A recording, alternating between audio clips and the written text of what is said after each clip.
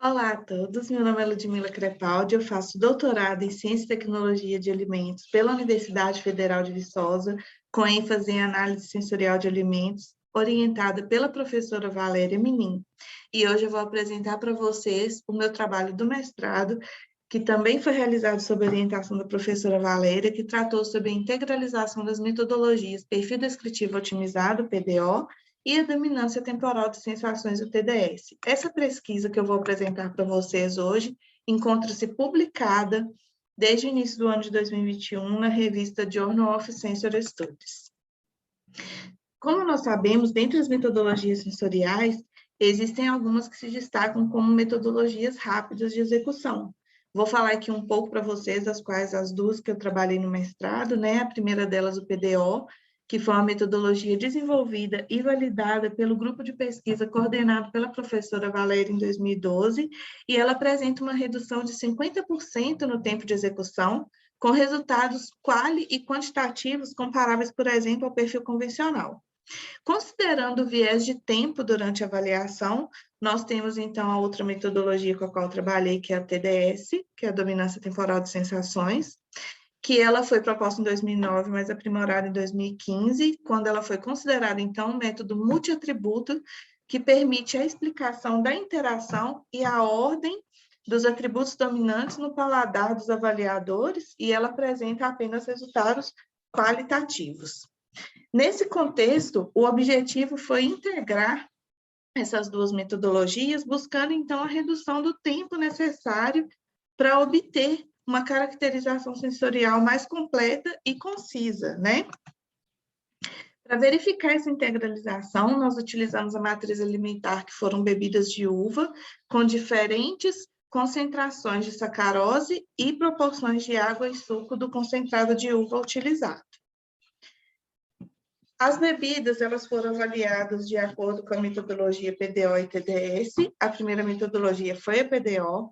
Foram avaliados os atributos de cor bordô, aroma de uva, sabor de uva, gosto ácido, gosto doce e a astringência por um painel composto por 16 avaliadores, e as avaliações foram realizadas em triplicata pelo protocolo atributo por atributo, no qual as amostras são apresentadas de forma simultânea ao avaliador, com as referências de cada atributo avaliado, e eles, então, quantificam as intensidades utilizando a escala não estruturada ancorada nos extremos, né, com fraco e forte para cada atributo avaliado.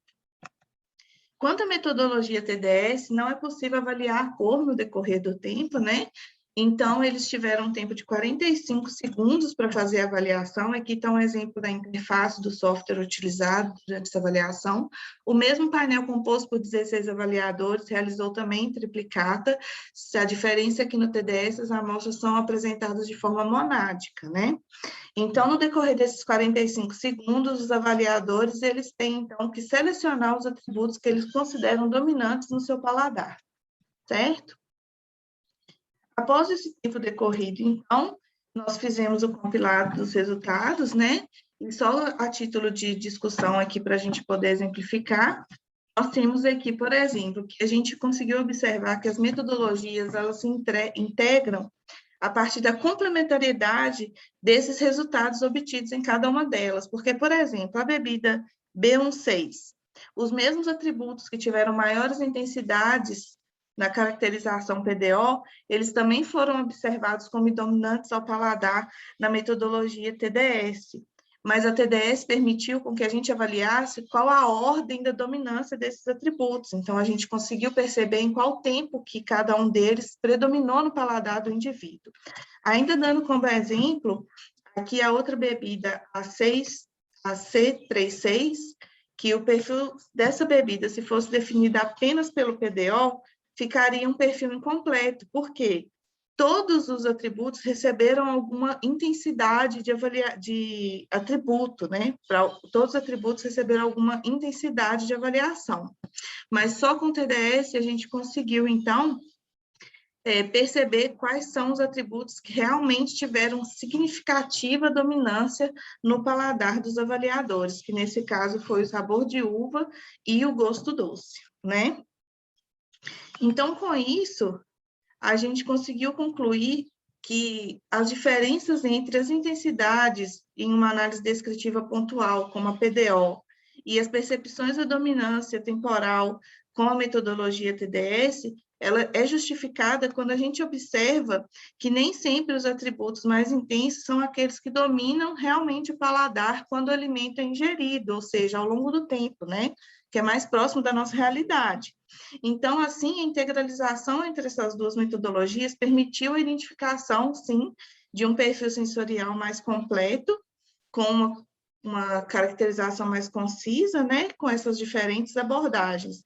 E, ademais a isso também, foi possível observar que a gente conseguiu, sim, reduzir as etapas, né, de execução, o que pode favorecer tanto a análise sensorial em ambiente laboratorial de pesquisa, quanto também para o ambiente de indústrias, tá?